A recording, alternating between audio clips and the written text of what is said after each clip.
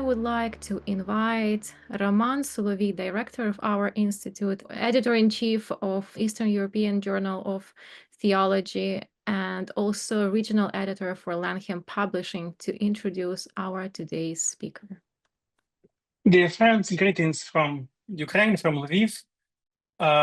As you could see, we try to offer you different perspectives on the issues of diaspora, migration, displacement, different in terms of geography. So we have speakers from Ukraine, from African, Asian countries and other continents. And also we try to provide different traditions of faith perspectives, different Christian perspectives on those issues. And I'm very glad that today our first speaker will be Dr. Cristian Sonea. He is Orthodox Romanian priest and professor of the Faculty of Orthodox Theology in University in Cluj-Napoca, Romania. He serves there as a head of department. He holds a PhD in Missiology and Ecumenism and Habilitation in Theology from the same institution, as well as certificate in Ecumenical Studies from the Ecumenical Institute in Geneva. His academic research focus on Orthodox theology, mission, and ecumenical dialogue. He serves as parish priest at St. Andrew's Church in Cluj-Napoca. And Dr. Sonea today will talk to us about challenges that Romanian churches face in European context, in European diaspora, both in terms of their existence, development there, and especially in terms of pastoral care for Romanian Orthodox believers in Europe. So I'm very eager to hear this presentation and invite Dr. Sonea to share his thoughts with our audience. Welcome. Thank you for the introduction, for the presentation. I am privileged to be here, and I'm very happy, and I'm interested also to see your reaction to my presentation. I tried to share the screen with you. Please tell me if you see the screen. Yes, we can see the screen. Okay, just a moment to do it like this in a... Okay. Yeah, excellent. Good. So, I am an Orthodox, as you heard. I am from Romania, and I was taught that the audience is diverse today. They're not only people from Eastern Europe or from Orthodox countries and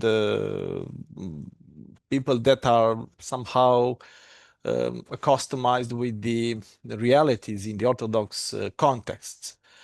Even though, I am from Romania. For those that are not familiar with the Eastern European context, Romania is a country now that is a member of EU, European Union, but till 2007, it was not part of EU, and before 1990, we were, together with other countries from Eastern Europe, part of the, let's say, communist regimes led or influenced by the USSR. So, therefore, we share a common history with all Eastern European countries in this context of having a common communist history. Of course, the history was different, but more or less, let's say, some general tracks can be found in all these countries. Now we are living in a different situation in Romania. And this different situation can be analyzed from this migration perspective. I will come back to this topic immediately.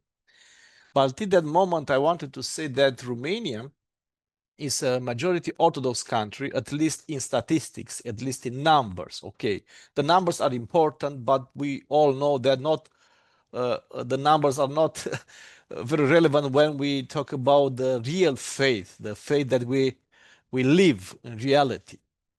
But still, we are a majority Orthodox countries, and maybe I'm biased now because I'm also an Orthodox priest. I am pastorating an Orthodox parish who have a good attendance in the church. And even though we can do much better, I would say till now the Orthodox Church in Romania, it has a good position. Not the best one, but still is good compared with other countries. At the same time, Romania has a different confessional map or confessional presence, depends of the regions that you visit or you live in. I am from Transylvania, from Cluj-Napoca, which is in northwest of Romania, and this part of Romania is the more colorful, confessionally speaking. In our city, we have four traditional churches and seven main confessions. And in my university, Babeș-Bolyai University, there are four different faculties of theology: Orthodox Faculty of Theology, Greek Catholic Faculty of Theology, Protestant Faculty of Theology, and Roman Catholic Faculty of Theology. And we use three official languages in our university: Romanian, Hungarian, and German. So just to see how is the confessional context in Transylvania, especially in Cluj. And a part of these four faculties, when we say faculties in our context, it's like a department maybe in German context or in United States context or in UK context. I mean, different departments, faculties that are independent but being part of the same university. And a part of these, there are seven what we call seminaries or confessional schools in the same city. And those schools, I would say, they are very good and very relevant for the Cluj context, because the people are sending there their kids in order to receive a good education, not only scientific education, but also Christian education. That is a proof again of the beliefs of Romanians, not only Orthodox, but Hungarians, Saxons, and the other let's say, minorities that are living in Romania. Okay. This is in few words to describe the Romanian context, and then now I will go and I will focus on the Romanian diaspora, which is my topic for today. And how it was announced already, Orthodox Romanian Diaspora, Mission, Challenges, and Perspectives. This is the topic of my presentation. And I try to present today, or to what are the course objectives of today, to understand the labor migration in the Orthodox context, because probably in Ukraine nowadays we have a different migration that is generated by war. I don't know how to call that, social migration or political migration, yeah. But in Romania, in the case of Romania, it's labor migration, and I will describe what is the meaning of this labor migration. Then to analyze the human dignity and migration, because the human dignity somehow is hurted, and because of this movement of the people from point A to point B.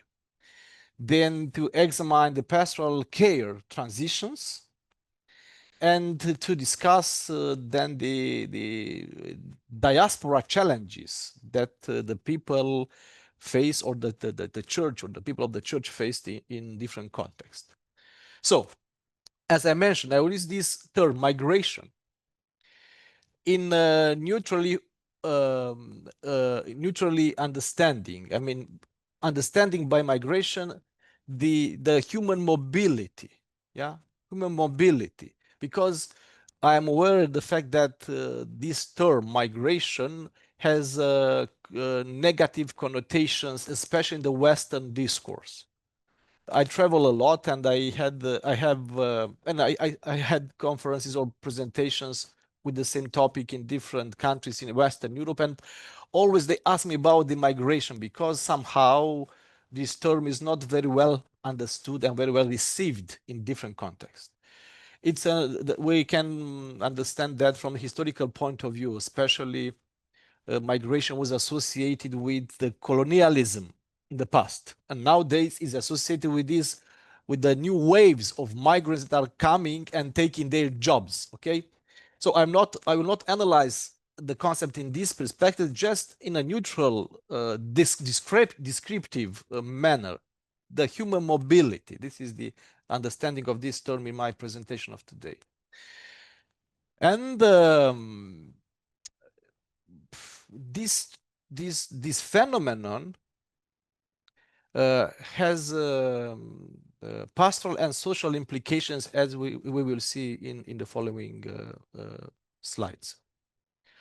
Okay, I use a methodology for this presentation. In fact, it's a research, it's a small research that I conducted between 2017 to 2021. And I use qualitative and quantitative approaches. I sent questionnaires and I conducted interviews with the priests and with the lay people in different countries in Western Europe, especially in Italy, Spain, Germany, UK, Ireland, Brussels, Belgium. And then I collected the Romanian regional data from we are organized in Romania, the church, in metropolis, bishoprics, and deaneries. So I collected all the data from the Orthodox deaneries in my bishopric to compare the numbers. We will see in a moment these numbers. So this is the methodology that I use it for this research. Yeah. Now, migration. Let's enter in the content of my presentation. So, as I say, migration is, I understand it as a mobility of the human beings. They are moving from point A, from point A to point B. There are different types of movement: immigration, immigration, and circular migration. So when we talk about immigration, what is immigration? You know, you can remember, you can understand this A from exit. The people are leaving Romania, and in that moment they are immigrants, and the immigration is affecting the home country, is affecting Romania. The same person is an immigrant is in the process of immigration when he or she enters in the new context. There are challenges for the host countries with the process of immigration. And within the host countries, they are moving from different places in order to find a better job or the better situation for their family. And therefore, we'll see it's very complicated to have a pastoral care of those people that are moving in different places in Western countries. Even in Romania, when they are moving from different town through different town, it's very difficult to have a pastoral work with them. There are different scholars, and they are speaking about the waves of Romanian migration, but I took as a reference point only 3 waves of Romanian migration. The first wave of migrants happened between the First World War and the Second World War, especially to the United States. It was the first wave of migrants from Romania. The second wave was after the 1948, when in Romania, the Communist Party, with the help from Bolsheviks, won the elections, and there was a strong wave of political migrants, especially from Romania to the Western countries. And I mentioned these 2 waves because they are important for our discussion today, because the third wave, we started in 1990, but it has the peak after 2007, when Romania joined EU. So this third wave of migrants enter in contact with the first 2 waves of migrants in Romanian communities abroad, with the Romanians in the States, with the Romanians in Paris, for example. And I know from the priests that they had to pastorate all these migrants from different waves. There are different types of education of the migrants, different understanding of reality, and so on. Even political, let's say, views. Sometimes those that came with the last wave of migrants were perceived by the first two waves as communists because they stayed in the country, and during the communist time somehow they accepted this regime, this atheist regime. So there were some conflicts. That it's important to have this in mind. As I said, this post-2007 EU wave reshaped the diaspora and Romanian parishes in outside of Romania territories. So, because of these waves, now we have these numbers. Those numbers that I mentioned here are official numbers. Official numbers. So it's said, according to the statistic of the Minister of Foreign Affairs from Romania, there are 5.7 million Romanians abroad. Approximately 30% of the entire population of Romania is living outside of Romania. According to the non-official numbers, there are more than 5.7 million. Probably there are 7 or 8 million Romanians living abroad, which is almost half of the population living outside of Romanian territory. Not only the number is important to have in mind, but also the age of the population that are in this phenomenon of migration integrated, because they are mostly young people or middle-aged adults. I would say those that are contributing to the economy, even in Romania or in the host countries. Therefore, we'll see the effects of this lack of laborers or the working people in Romania nowadays. For this research, I traveled a lot, and we had a research project focused on diaspora between 2020 to 2023. So I used my research that I did before and after. And traveling a lot. I visited many Romanian parishes, Orthodox parishes in different countries. And I could see the people that are attending liturgies. The majority, 95%, young people, young families with kids, and some, let's say, old people. Who are those old people? Their parents or grandparents that were invited to stay with them in UK, in Spain, in Italy, in order to take care of the kids, of their grandkids. So, the situation is different when we visit a parish in Romania. The old people are present in the churches, and the young people are absent because of this phenomenon of migration. So we have this an impact on labor market in Romanian society. I didn't mention this info, the next info that I will give it to you on my slide, but it's important to remember the fact that in the 1st of June 2023, in Romania, and the first time in the Romanian history when we had, let's say, the positive growth of the population because of the external migration, because of the people that enter Romania from other countries. We have many people that are working in Romania from Asia, from Bangladesh, from Pakistan, from Nepal. And for the first time in the Romanian history, there were the people that enter in Romania in that year, the number was higher than the natural growth of Romanian population, which is something very new for the Romanian context. Okay. Now going back to the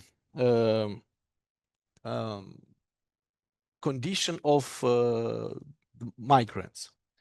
According to Charles Hirschman, It's a sociologist and yeah, a scholar somehow specialized in migration theory. He said, in order to have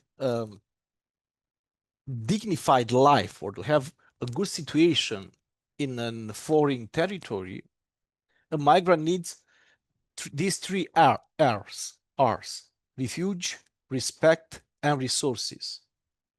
So these refuge, respect, and resources are needed for a population that is leaving the country in order to live in a new context. And if you look to these three, let's say, categories of conditions: refuge, respect, and resources, they are needed for the Romanians to be integrated in diaspora. My presentation now is focused as a general presentation on migration in Western countries, but I did another research, especially on Italy. It's published in another in an collective volume. But why I mentioned that research, because we had in 2000 last year, the elections in Romania, and there was a big challenge in Romania because one of the candidates that received many votes, and it was said he was a pro-Russian candidate, let's say not a pro-Western candidate, received many votes from the people that are living in diaspora. And for us was very curious why that happened. Why Romanians that are living outside Romania in Western countries, they voted for someone who is, against those European values that we want to have. And then I tried to analyze the situation, and I went back to these refuge, respect, and resources that are needed for the migrants in Western countries. In some countries, unfortunately, the host countries are not able to offer refuge, respect, and resources to the people that are coming to live there. And because of that, they don't find refuge. They don't feel that they are secure there. They don't feel that they are respected enough in the host countries, and they don't have enough resources in the host countries. Then this is called soft slide backing attitude. I mean, they are returning to the so-called traditional perspectives, somehow against the values that of the countries that they hosted them. So it's an interesting phenomenon that has to be analyzed in order to understand their attitudes and even their votes for a candidate which is against the European Union. So I repeat, which is it's a fact that is tested already, and it is proved, that is true. And to have a dignified life in a foreign country, you need to receive refuge, respect, and resources. Regarding respect, now I will give an example from the interviews that I took with the priests in diaspora. There is a priest in Italy, and he told me about a professor of mathematics that had to leave Romania in order to support his family in working in Italy. And I don't know how is perceived the subject of mathematics in your countries, but in Romania, at least till now, those that are teaching mathematics, that are able to enter in the Faculty of Mathematics, they are not only considered, they are, I mean, clever, smart people, because mathematics is somehow difficult to manage, no?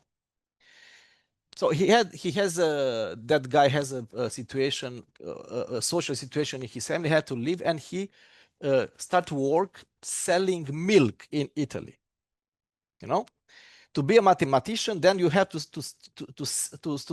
sell milk in Italy to those people that somehow, some of them are not so educated like you. And this priest understood this situation that was of this mathematician in Italy. He needed to be respected, and he tried to make him to understand. He told me, I always told him, you are still a professor of mathematics. You are a mathematician, even though you are selling milk in Italy. It's just a provisional situation. So you see, if you feel that you're not respected enough, you tend to be against all those that are there with you, the host country, and against those that make you to leave Romania, the political system from your home country.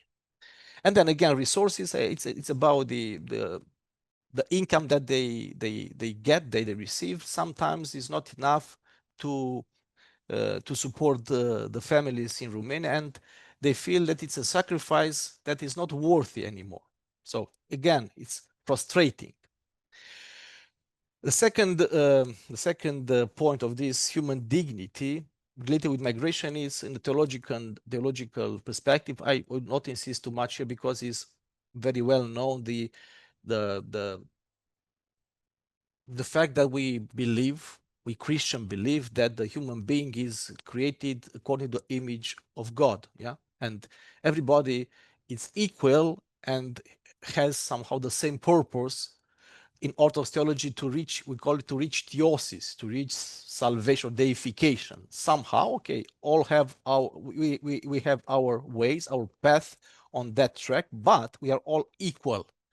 Somehow we have an ontological dignity, if I can call it like this. So we have to be aware of that, and the church has to feed and to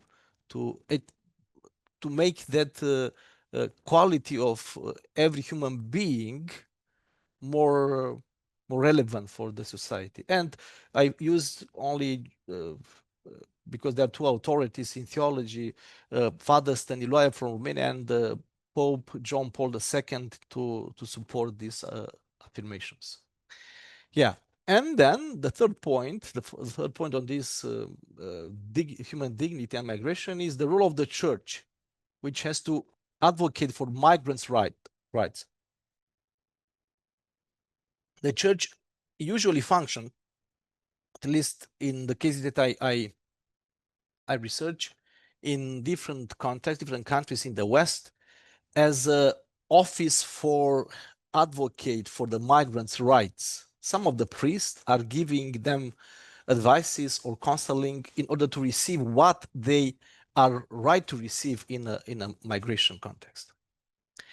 Okay, so it was the human dignity theory. Now, how the church is organized in order to solve all these challenges that we face in Romanian diaspora.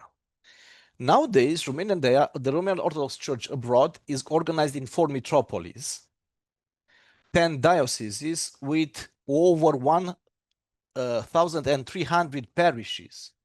And for those that are not accustomed with the administration system of the Romanian or of the Orthodox Church, I will explain how is this. It's a kind of pyramid.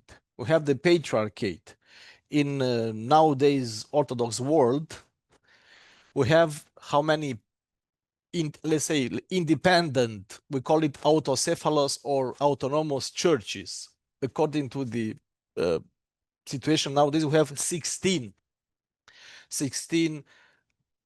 independent churches. Yeah, I mean, each of these church has a leader which is independent, and they are working together in synodality. I mean, working together. This is theory. Now the reality is different because we have this schism between the Moscow Patriarchate and Ecumenical Patriarchate and Alexandrian Patriarchate and Church of Greece and Church of Cyprus. But this is the theory. And out of these 16 independent churches is the Romanian Patriarchate. Okay, so we have a patriarch, and this patriarch has under his obedience 6 metropolis in Romania and 4 metropolis outside Romania. So these 4 metropolis outside Romania, they belong to the Romanian Orthodox Church, even though they are organized outside of the Romanian territories. We can discuss about this canonical situation later if you want, but this is the reality nowadays. There are some canonical challenges, administrative challenges, conflicts, even competition with the other Orthodox churches, but still this is the situation nowadays. So for metropolis, two are established in Western Europe. One that has a headquarter in Germany, and you see here the headquarter of metropolis from Germany. One has a headquarter in Paris. One has a headquarter in Chicago in the United States, and the other one has a headquarter in Chisinau, which is in Moldova, Republic of Moldova. Okay, 10 dioceses. I mean, in each metropolis we have at least 2 or 3 dioceses that belong to that metropolis. And yeah, dioceses are then again divided in deaneries, and the deaneries in parishes. So we have 1,300 parishes.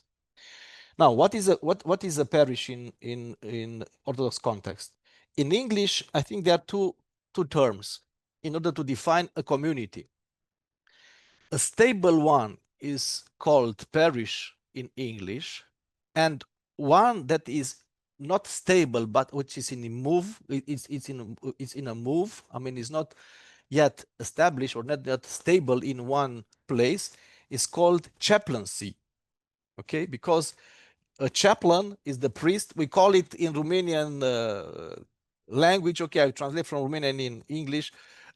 Missionary priest, preot misionar. In fact, it's a priest that is going with the parishioners from here to there. So he is following his community. They don't have a stable place, and they are going from place to place, and they are renting houses or places or churches to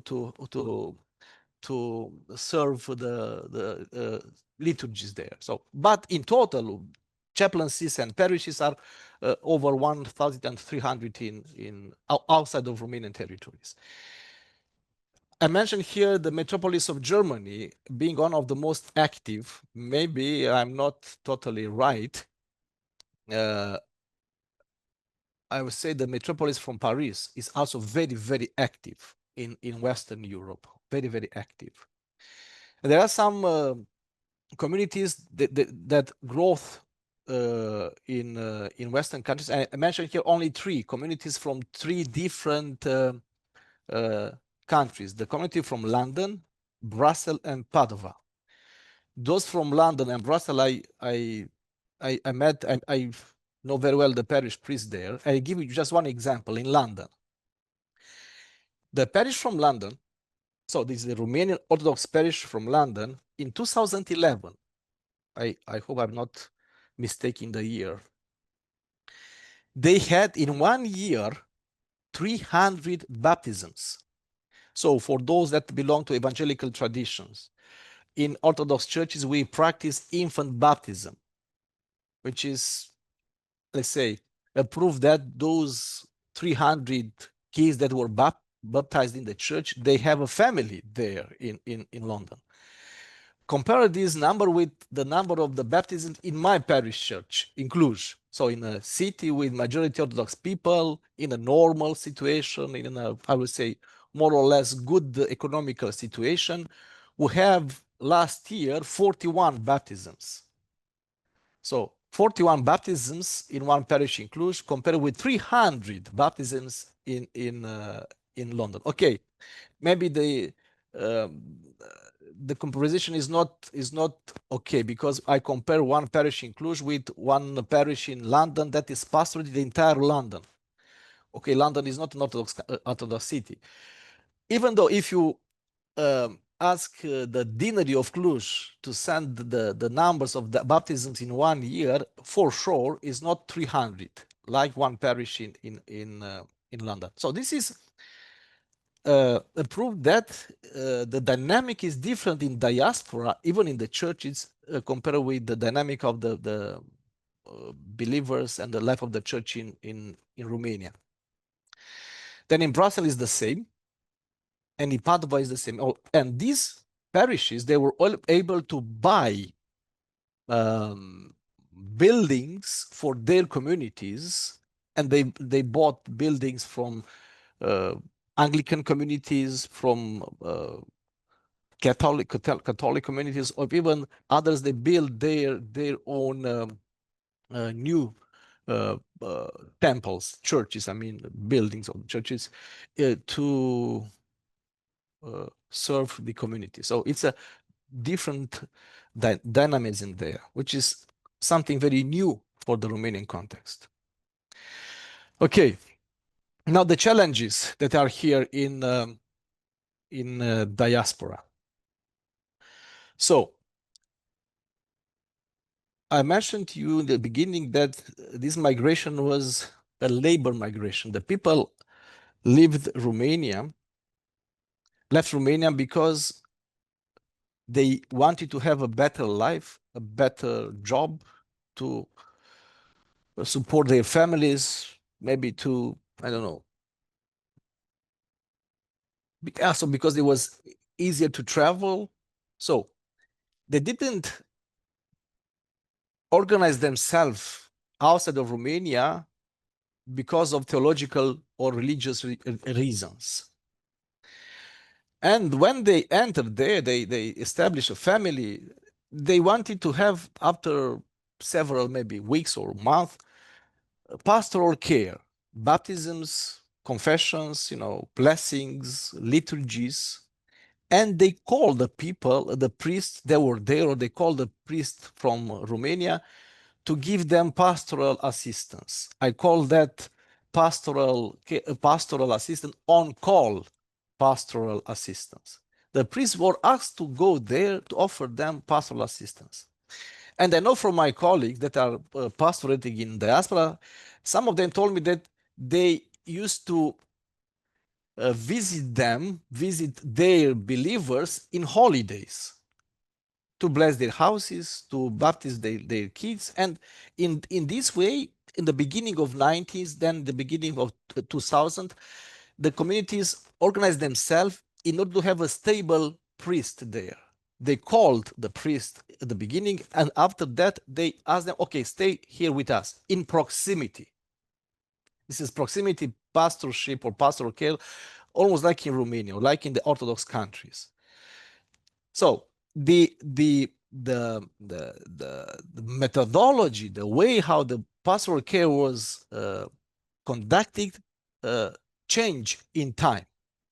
If you talk with the first priests that established communities in diaspora, they will say like this: at the beginning we were called to do that. Now we are living here with them, being here like a priest in Romania. So this is a shift in a pastoral care. Then they organize themselves in order to have regular services and counseling, and they integrate themselves within the Romanian communities in diaspora, establishing, as I said before, parishes or these chaplaincies that are also designed to offer pastoral care.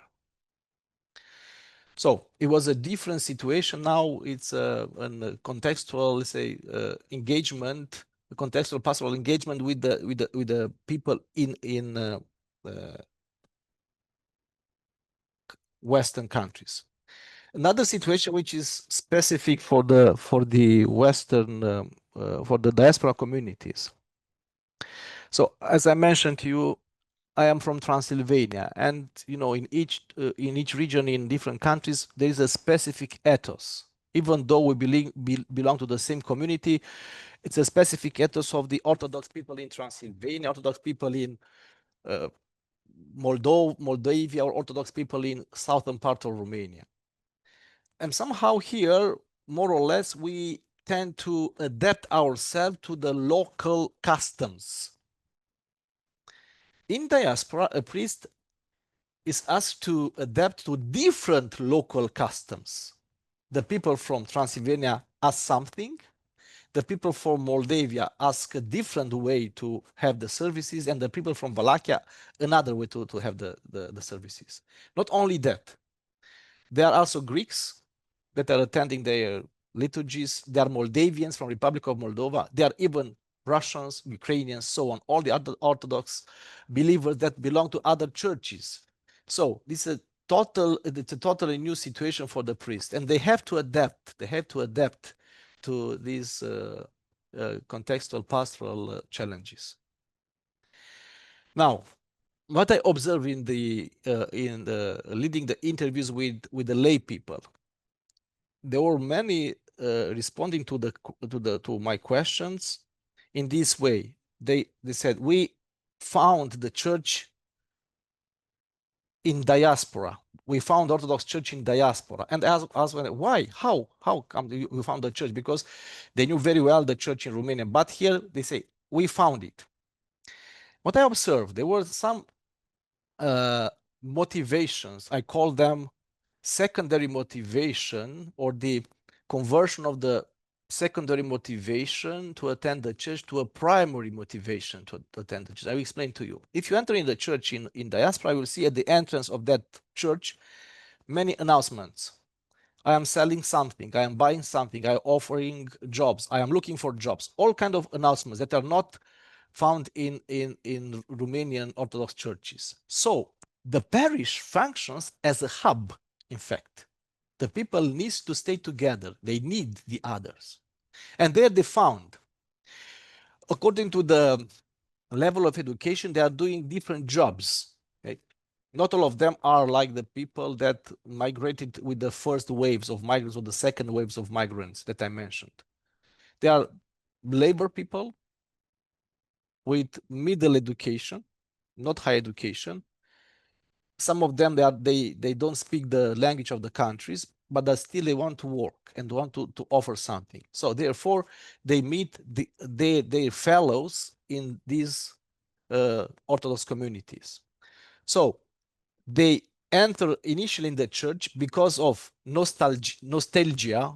They have probably, they still have homesick. They have needs.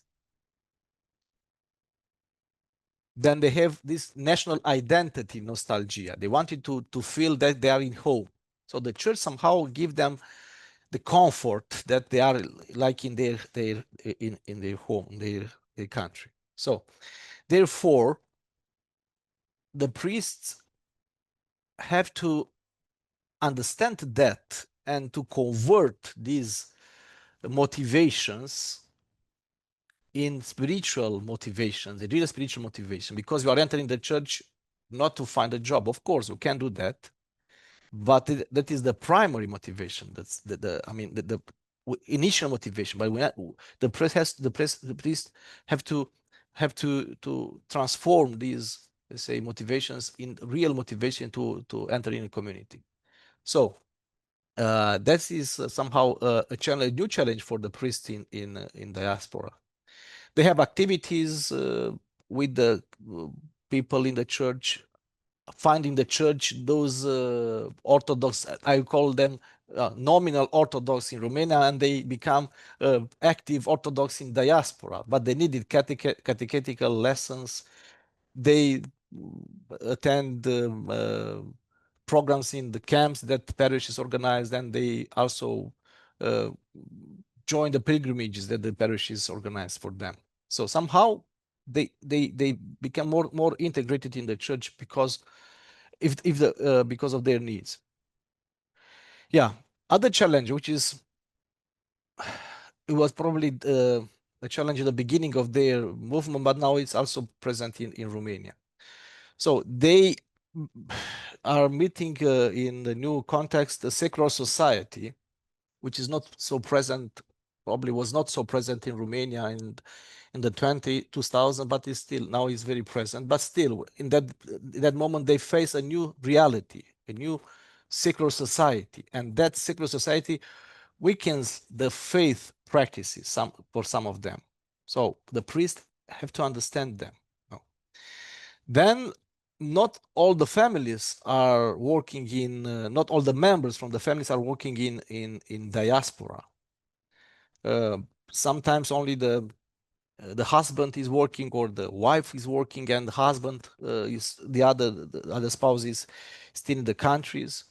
Therefore, the loneliness present, the separation is present, the depression is present, and now it's an ethical or moral issue. some of the priests told me that because of this situation, some of the Orthodox believers, they are living a double life. You know, they have a family in Italy, for instance, and of course their family back home. This is one aspect, which is very problematic, very, very problematic. Then the kids that are left behind, there are some articles, some researches conducting on this Italy syndrome. There are novels written on the topic of migration of diaspora in Romania. And there is an interesting chapter with the mother as a voice, or the mother as a voice. I mean, the translation is not perfect in English, but mother is only a voice, is not a real presence, you know, because the kids are listening to mother every day on the phone. Okay? And so all kind of challenges that are present in this diasporic situation is not easy, for sure not easy. Therefore, the church has to give support, counseling and living and building real community in order to maintain the family together, to keep the family together, to making them to feel that they are respected, and to making them to feel that they have a meaning for this sacrifice that they are doing in the foreign countries. So this is what I presented was the situation of the church, of how the church is organized, what are the challenges for the believers, why they enter in the church. Now the challenges of the priests in diaspora. There are few priests that are able to maintain their families with the salary that they receive from the parish. Depend on the legal status of the parishes in the countries. Some of them receive something from the host state or nothing from the host state. Some of them receive something from Romania, but the majority of them, they are receiving nothing from the state, from the home country, from the host country, and from Romania. They have to support their families and their life with the income from the parish or from the parishioners. And with all, I mean, if I would put it in the percentages, I would say over 90% of the priests are working. And priesthood for them, it's a mission, I would say, it's a vocation that they are doing because they love the church, they love Christ, but they are not supported from the parish. So this is my question here: which is the secondary job, the priesthood, or the job that they do in order to support their families? I give you an example. In my visits in this project, I visited a colleague of mine in Southampton, and he has a beautiful church there. I remember the date, it was 20th of November, 2023, I think. And 21st of November, it's a feast day for us in Orthodox tradition, and it was Monday.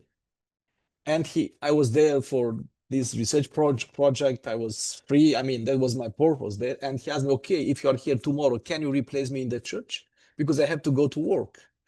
And it would be very easy, would be comfortable for me to go the work in the morning, not to do the liturgy from 7 o'clock, because you are here and you can replace me. And I did it, of course. But that was a challenge that we don't have it here. No. All of them, I would say more than 90% of the priests are working. And I put this question in my questionnaires: do you have a second job? And they always told me, yes, at least two. I mean, 2 jobs and maybe 3 with the priesthood. So a totally different situation, So that is the vocation there. So the priesthood is only by vocation. And probably this it has some positive aspects, because they do that because they want to do, not because they are paid. But for us, like for us being professors or those that are preparing the future priests to pastorate the communities, it's also a challenge. How will be a future syllabus or a future program designed for the priesthood, for the priest that will work in diaspora? Is it feasible to have the same the situation like now, or maybe we have to think differently a little bit to change something? I give you just one example. It's just it's a hypothesis. Maybe we have to accept the priest, the candidates in the Faculty of Theology only after a first degree in something. And if they know to do something, I mean, to have a job, then they can be a priest. But again, which is the first job?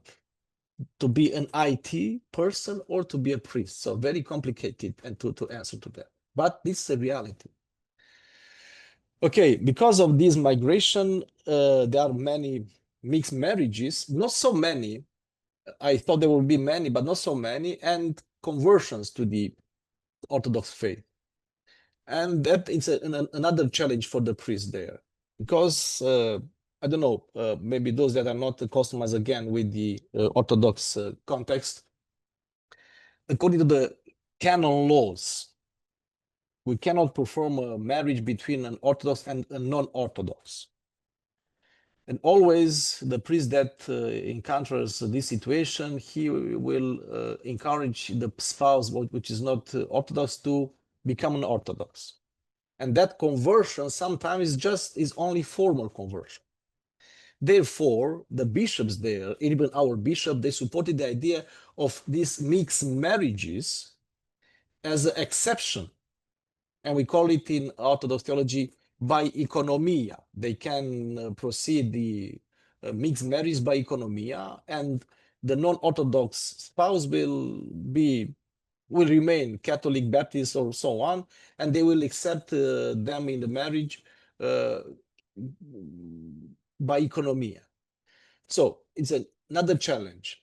In 2016, there was a synod in Crete. Maybe you heard about the synod from Crete, contested by many. And this topic of mixed marriages was approached there, and there were many voices against the mixed marriages issue, because it's not according to the canons. But still, the decision was each bishop will decide because of pastoral reasons to maintain it or to reject it. In our case, it's maintained. Then, because they have these, some of them, they convert the Orthodox Church because they want to convert it, but they don't have a language to understand the liturgy. So in the parishes, they translated the liturgies and the services in the local languages, what you call the vernaculization of the faith, I mean, the indigenization. So this is a process which is new again for us. Yeah. And again, to promote respectful interfaith attitudes, because not all of them, not all of those that enter in the church because of, let's say, marriages, they want to become Orthodox. So we need to respect and to understand the freedom of the non-Orthodox people that enter in the church. And also, in this case, we need an very good ecumenical education for the priests that are working in diaspora. Now, and yeah, this is the other part of the coin, the other side of the coin. I mean, the impact of Romanian on Romanian communities. I told you this. We have now the people that are entering in the country, then the people, the same people that they left Romania, and they leave the spaces open, and it's a big challenge in Romania because of the migration phenomenon. Here I have on this chart, we call it, I try to put it in English. It's a report, annual report done by each priest, and is centralized in the deaneries. It's called Baptisms, Marriages, Funerals, and Migrants. You see here we have 4 communities, all in the rural areas. On the bottom, you see the rural and one number. The number is the number of the members of that church, of that community. And in colors are different services that we have in that church. In one, it was the calculations for 5 years. It's not in 1 year, in 5 years. So in this rural community that has 1,008 members, there were in 5 years 158 funerals, 36 baptisms, 26 marriages, and you see 121 migrants, people that leave the parish. Imagine, okay, here I put it only this, baptism, marriages, and funerals, but I did the evaluation of the communities also with the age of the people. And I will tell you, the percentage of the age people in the old people in those communities is over 85%. There are people over 65 years. They're all retired. I mean, all of them are retired, in fact.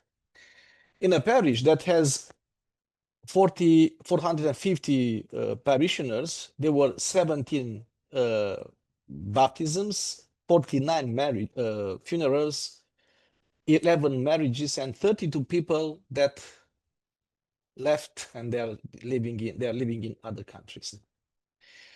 And look, this the last community, rural community, 150 persons. There were 6 baptisms, but here there are 3 priests, three kids of the priest in the last 5 years. That only 3 baptisms, 0 marriages, 40 funerals, and 18 people that leave the village. And I talked with them, and this priest from the first parish, because he told me, no, let's make this calculation. We have 158 funerals in 5 years, divided with 5. And he told me, no, I am a funeral performer in the village. All the people that are attending the funerals are the same people. I don't know how to preach anymore because they are the same people attending the same celebration. It's a challenge even for the priest to be relevant, but it's a situation, no.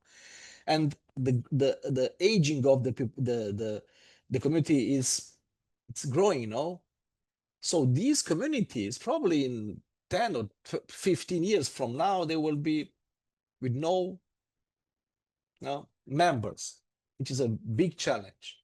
We have now beautiful churches, beautiful houses for the priests, but not people to enter the church because they're not there anymore.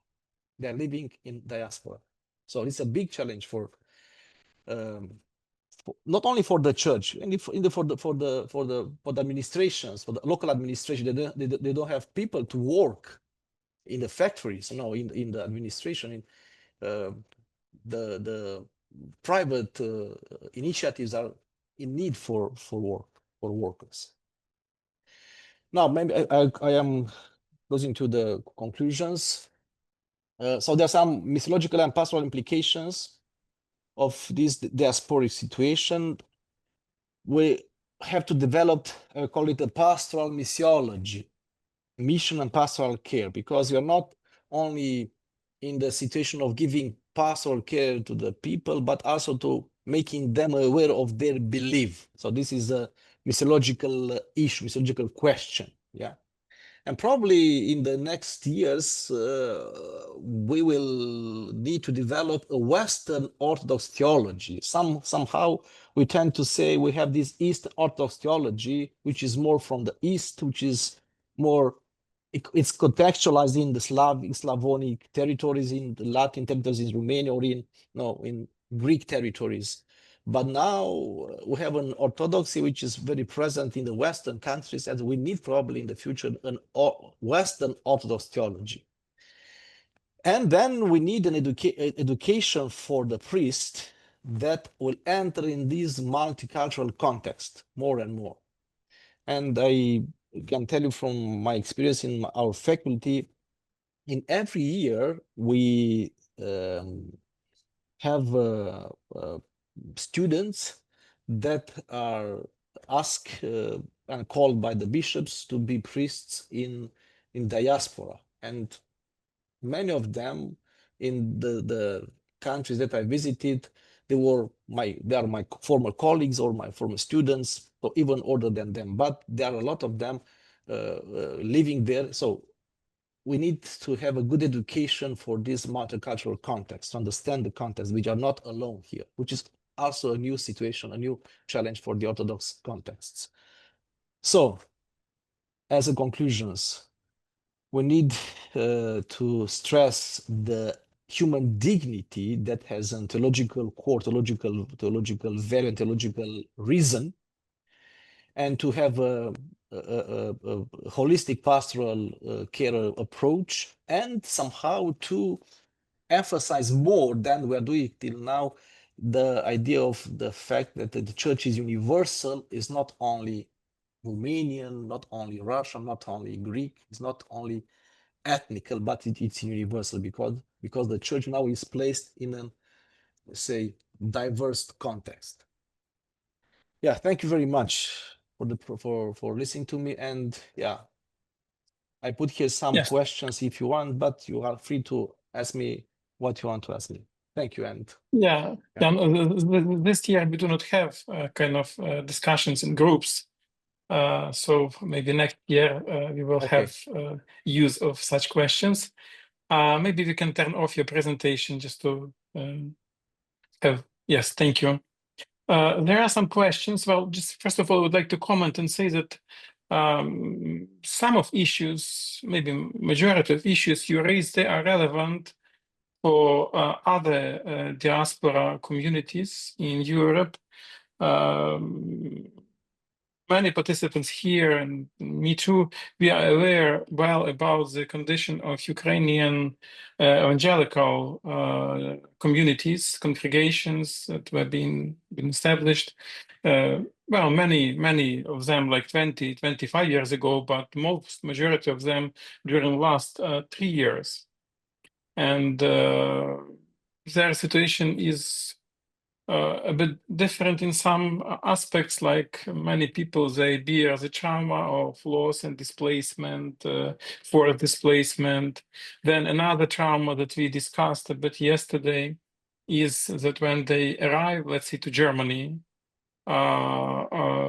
and in Germany there are hundreds of so-called Russian Germans, so Germans who came from Kazakhstan and Russian Federation, mainly Russian-speaking communities. And before the 2022, many Ukrainians would join those communities because of proximity of language and connections and some relatives. But when they started to arrive in 2022 after the war, a big war started, full-scale invasion, they felt themselves very unwelcome in those communities. And I know it from many sources and from people who are part of my family.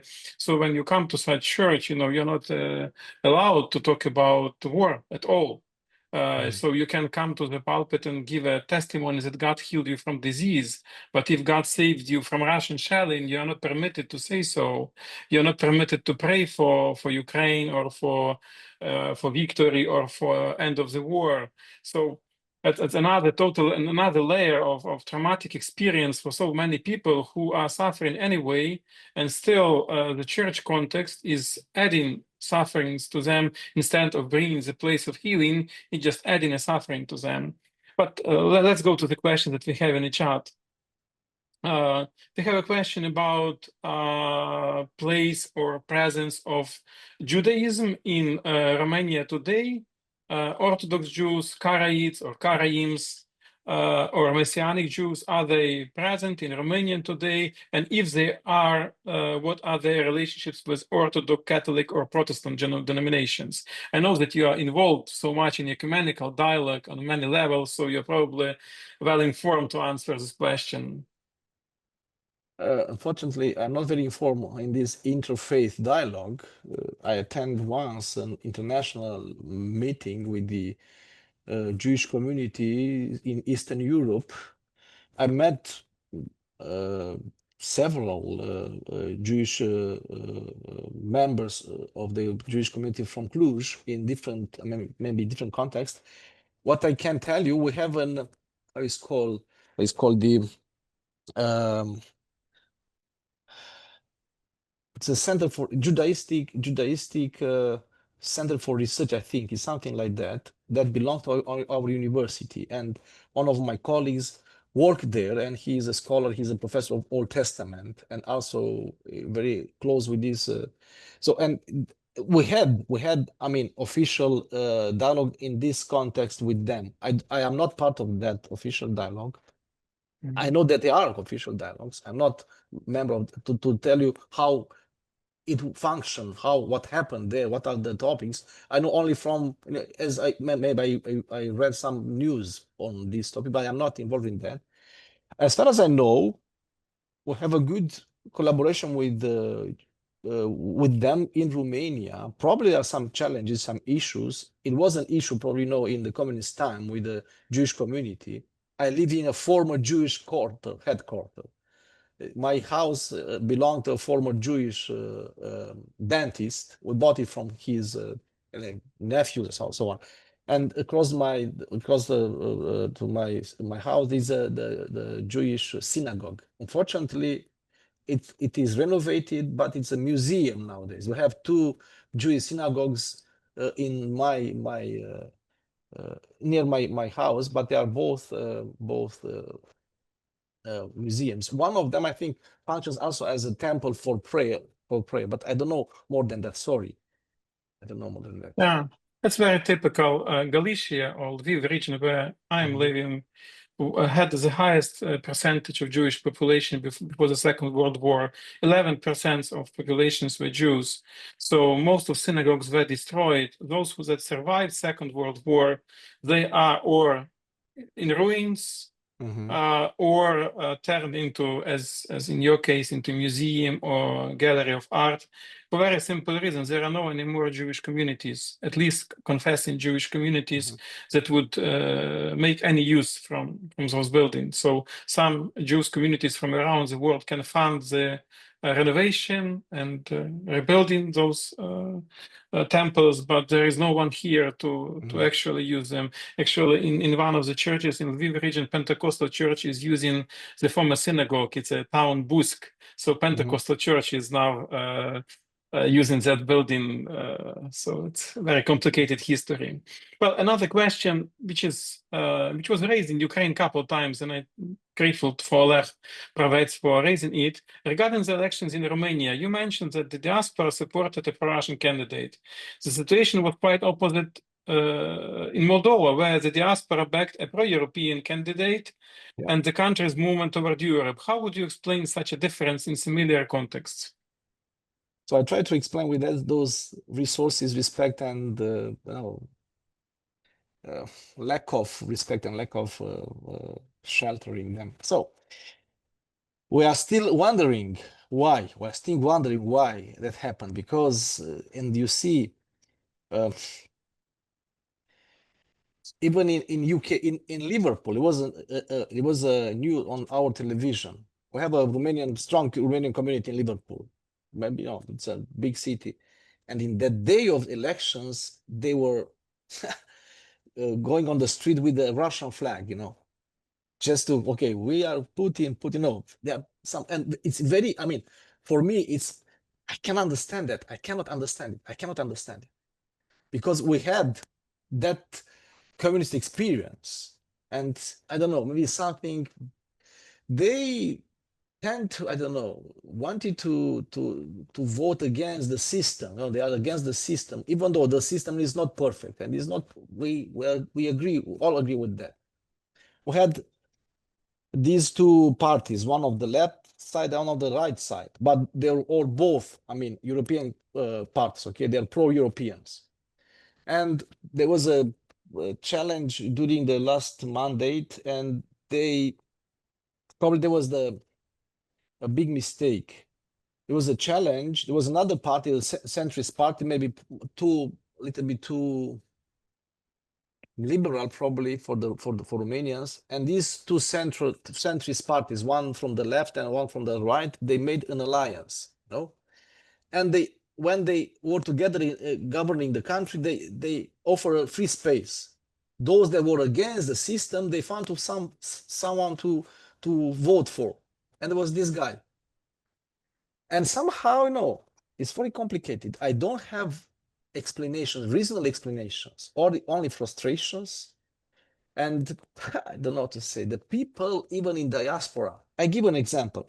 I was once in Germany, and they asked me about the Romanians that are coming back from Germany, if they are more, I don't know, European than they were before. And I told them, no, they are more against Europe when they come back from Germany. Because probably it's a challenge. Not all of the Romanians are able to integrate in Western context. And they're getting frustrated. And they blame the host country and the home country, I mean, Romania. All is, it's bad. So they vote against Europe because Europe was not for them a successful story, and vote against Romania because Romania sent them out. You know, this is psychological. I think I try to explain that. Also, because of this influence on TikTok, and for me, this manipulation there is almost impossible to control. Almost impossible to control. I'm not a politician. I try to explain the things theologically. Even the priests there, some priests somehow, no, they were convinced that, okay, this is, those are Christian values, and the European Union is against Christian values. Excuse me, but no, I don't have reasonable explanations, believe me. Well, thank you. There is a long comment from Andrei Chorny, but very interesting one. As far as I understand, Andrei is doing his master studies in UK, so and studies the Orthodox diaspora, Ukrainian Orthodox diaspora in UK. So he said, I conducted field work in one of the Romanian parish in London. It is a fascinating example of hospitality and sharing. The Anglican Church hosts not only a huge Romanian congregation, but the ancient Orthodox iconostasis from the one Bucharest monastery. The church thus has two main sanctuaries, one Orthodox and other Anglican. And the next comment is interesting. Despite this sharing of space, I had an impression that Romanian community is quite isolated and has very clear boundaries in terms of religious dialogue with Anglicans. The Orthodox dean told me that the Romanian diaspora is so huge in the UK that they are now being transformed into one of archdiocese. He mentioned unbelievable figure of 2 million. They recently acquired a huge cathedral-like Anglican church outside of London. And then the next comment is also very interesting. Curiously, this new acquired cathedral was shared between 8 different Protestant congregations of different traditions, despite being fully owned by one of them. Now, after it was bought by a Romanian community, they are now not keen in sharing it with the other local communities. This is somehow ironic, given that this London Romanian parish enjoyed Anglican hospitality for around 50 years. Yeah, that's right. I know the parish. I know the parish. Yeah, you're right. He's right. He's right. So I've been in Ireland. So now we have 2 new bishoprics, one in London and one in Dublin. I know these two new bishops, and they belong to the metropolis of Paris. So this is a new development there. And when me and my colleague Paul Siladi, we are traveling together usually, and maybe so this conservatorism and this nationalistic understanding of Orthodoxy is very present in diaspora, especially in diaspora. See, when you see the Romanian flag and the church flag, or the Orthodoxy flag, let's say, this is very, I don't know why, and somehow this frustration, I don't know, they need a proper education from our faculties, and we have to be very sensitive when we send in the priests. But when I talk with the bishops they have a totally different approach. I'll give an example. I talked with Metropolitan Iosif and about these mixed marriages, and he said, if there are 2 persons in love and they get married in a civil union, and one is not Orthodox, he insists not to convert the other to the Orthodoxy. And he said that because they have this experience being too much close to the, let's say, so traditional practice. And he said, okay, we need, if it's a real conversion, it will happen in time, but with catechetical programs, so on, to be an efficient one. Because after their experiences, those that were formal remain formal. So the pastoral perspective, the pastoral vision of the bishops is very good. Not all the priests behave the same. And we conducted interviews even with the people in that church in London. The number that I mentioned is from that church in 2011, that 300 baptisms from that parish from London. Now it's that church is a church for the bishop. But not only in London, we have the same situation in Romania. We receive hospitality from the non-Orthodox communities, and if we have some people here and they ask a temple or a place in the church for their liturgy, we are not able to give them. Okay, we'll help them, but giving them another place, not our place, you know. So I don't know. Maybe it needs time to understand the others and the alterity. And yeah, I'll give you another example. This is the first generation of Romanians there in London. There's another parish in Paris, which is that second wave of migrants. I mentioned you the second wave. They are more integrated in the life of the French people. They are very welcoming. They are parishes with French people. They have a bishop that is from French origins, and they are pastorating Orthodox French believers, even though administratively they belong to Romanian Orthodox Church. It needs time to understand the alterity. So, unfortunately, yes, a reality. I don't have reasonable explanation for that, but it's a reality, yeah, unfortunately. Yeah. Another question, you partially answered it, but still, what is your own answer about the mixed marriage in Orthodox faith, belief, and core values? My own answer? About mixed marriage in Orthodox faith. So, I mean, I am supporting the decision of our bishop or metropolitan. So we are doing, especially in Cluj, many mixed marriages. So if a Baptist person coming in the church, if they want to have, of course, maybe the Orthodox will go with the others, okay? But if they want to have the marriage in the Orthodox Church, we'll give them the marriage in Orthodox Church. There's a procedure we have to ask the blessing. We call the blessing. I mean, you have to inform the bishop, and he will give us a written acceptance, and we will do the marriage. We have even next month I will have a marriage like that. There are many, so I fully support the idea. Okay, thank you. Some more questions I have to be picking up because not much time left. Thank you very much for your brilliant presentation today. As a Romanian, yes, living in diaspora in London for the last 16 years, I share your concern of the Orthodox world migration from East Europe. Could you please share some more insights into how the Church helps to preserve the identity and also the issue of the national spiritual identity that could be a great lesson for all of us to learn? Thank you. So how Church helps to preserve the identity and also the issue or the dynamic of national spiritual identity. I don't want to disappoint you with my question, with my answer. So I am a proud Romanian Orthodox priest. I repeat, I'm a proud Romanian Orthodox priest. But at the same time, I think what prevails is my Christian identity. Okay? And I know also from research. I give you just facts, then we can discuss. When I did my visits, I attend the liturgy in Lyon. But it was the same in London, it was the same in Liverpool, it was the same in Oxford.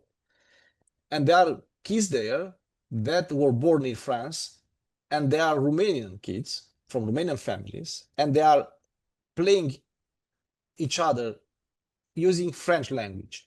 2 days ago, I had a visit from a friend from Germany. He had 2 daughters. Yeah? And he told me his daughters, they are speaking German among them, even though they speak with their daughter's Romanian language, okay? And they organized. My wife works in a department for Romanian as a foreign language, and they help a lot the Romanian parishes with materials to teach them Romanian language, Romanian culture, Romanian civilization, if you can call it like this, okay? And the church is trying to maintain that national and ethnical identity, which is something, it's something very good. I mean, in a big sea of different identities, it's important to have your own identity. But the second, the third generation, unfortunately, they will lose probably in time this ethnical identity, ethnical association with the countries of origin of their parents. My colleague that I mentioned to, I visited in Southampton. He was a priest first in Portugal, then in Spain, or in Spain, then in Liverpool, then in Southampton, in England. And I asked them, what do you feel that what is your identity? She said, I think I am more Spanish than English, you know, because her daughter was born in Spain, and he attended the first years of schools in Spain. But she never mentioned that she feels that she's a Romanian, no? But she's an Orthodox. And I will say, this is, for me, important to maintain the Christian identity, not to lose it. Maybe the third generation, they will not speak Romanian like us, okay? But they will be Orthodox. I'll give you another example. There's a church, Southampton, Southbridge, in Southbridge, Massachusetts, in the United States. That church was established by the first wave of migrants. In that church, no one speaks Romanian, even though they are Romanians as origins. They had a priest, a former Lutheran pastor, converted to the Orthodox theology, did studies, and he was ordained as an Orthodox priest for that parish. And he has just a small litany. You know, in the Orthodox Church, we have big litanies and small litanies in Romanian language with a Romanian with a very American accent, only to remember that church is a Romanian church, okay? But they use English. For me, it's an experience, okay? It was important that they maintain the Christian faith, the Christian identity, even though the language and the culture, slowly by slowly, they lose it, unfortunately. I have to be realistic with that. Yeah. We try Thank you. Yeah. Yeah, thank you. One more question from Alexander Haychenko. Thank you for a wonderful, informative presentation. You mentioned that there is a need in doing Western Orthodox theology. I thought there is one already, if you consider David Bentley Hart, Aristotle Papanikolaou, John Manusakis, to name a few. Could you expand what do you mean by Western Orthodox theology then? Thank you. Yeah, thank you. Yeah, there are some authors, and even though we call it, at least in Romanian context, we call it Orthodox Diaspora theology. That was promoted by Orthodox Russian migration after the Bolshevik Revolution. You know, this is so. But their project was to make known the Eastern Orthodox theology in a Western context. Therefore, it was, of course, Eastern Orthodox theology in a Western context, using and we call it now new patristic theology. But what I meant with this Western Orthodox theology, to be more contextualized to the Western realities. Yeah, this is Manusakis, is Papa Nicholas, is David Bentley Hart. You know, the Ecumenical Patriarchate issued a document on the social. It's called For the Life of the World, the Social Ethos of Ecumenical Patriarchate. Very Western rooted, no? But it's just one project, not all the projects. So Romanian Orthodox theology in the West is still Romanian Orthodox theology. It's not French theology, it's not English theology, no? This is, so the Russian theology, I mean, the Russian diaspora probably, I don't know, or the Greek theology, they still use even the names, you know? So somehow to be more contextualized, that was my idea. Another question that we already briefly discussed before the lecture started, again from Oleg Pravets. As far as I know, the newly established Orthodox Church of Ukraine, as an autocephalous church, doesn't have the right to establish its own parishes. outside the country's borders. It's a challenge for the Ukrainian Orthodox diaspora. The only choice they've got is the Russian Orthodox Church, to which this rules doesn't apply, or they simply ignore it. How are the things with the Romanian Orthodox Church? And the comment from Andriy Cherny, Orthodox Church of Ukraine actually can open parishes abroad, but they do it under ecumenical patriarchate, nevertheless advertising as Ukrainian Orthodox. So what is the uniqueness of situation of Romanian Orthodox Church? Because as you're well aware, there is now a discussion about establishing Romanian dioceses in Bukovina, and there are some tensions between Roman and the Ukrainian Orthodox churches about this issue, because Ukrainian Orthodox Church says, well, we can do this while Romanian can do this on our territory. Please briefly comment, we have just 2 minutes. So I will start with the last one, the last comment. We wanted to have something in the mirror, because the Ukrainians have in Romania, it's called it vicariate, Ukrainian vicariate. So they have that in Romania. We gave them for Ukrainians, for Serbians, even for them that right. They have their own vicariate, okay? There was the idea to have vicariate in Romania like they have in Romania. They have in Ukraine, that they have in Romania. That was the idea, to be reciprocal in this attitude. Okay, that is, maybe it's not too much, but still. Regarding the administration, yes, I know very well the challenge. So the Romanians they organized themselves in diaspora, they organized themselves as Orthodox Church, and it was like that. And it happened. And they call it now, even my colleagues that are scholars in canon law, they say it's a provisional situation. It's not a canonical situation. But no, when the Romanian community, or let's say Ukrainian community, is building the churches, buying the churches, organizing the life of the parish, you know, this is maybe it's too human approach. And then to have a leader that it belongs to a different community, and they impose you and they control you. No, this is very complicated, because we are all humans. But still, till now, we have this in diaspora. What decided after the 2016 to this conference of the bishops, you know, conference of the bishops, Orthodox bishops in diaspora, and then conference functions in fact like a synod with the president that belongs to ecumenical patriarchate, you know. But situation is different from country to country, you know, because in some countries only the representative of the ecumenical patriarchate is allowed to have a voice, like in Brussels, or to give, you know, to allow exist the parishes or to administrate the parishes. So the question is not so easy to be answered. Maybe, but this is the situation. I know it very well. So our people, they just open the churches and they go with that. And the patriarch was maybe strong enough or powerful enough to support the idea, and nobody was, you know, they accept that is a provisional, I don't know, now it's for 100 years provisional, but still it's not canonical, totally canonical. Yes, thank you, Cristian, very much for your lecture. It added another angle to our robust discussion about different contexts, European, Asian, African context, different perspectives. We are very glad that we had the Orthodox and Romanian perspective, especially this is, well, you say about yourself that you're a proud Romanian priest, but I know that you have very, at the same time, ecumenical and missiological heart and mind, and I appreciate it. So I hope we will continue our partnership and cooperation in the future, and I hope to see you again one day. So thank you one more time, Dr. Sonea.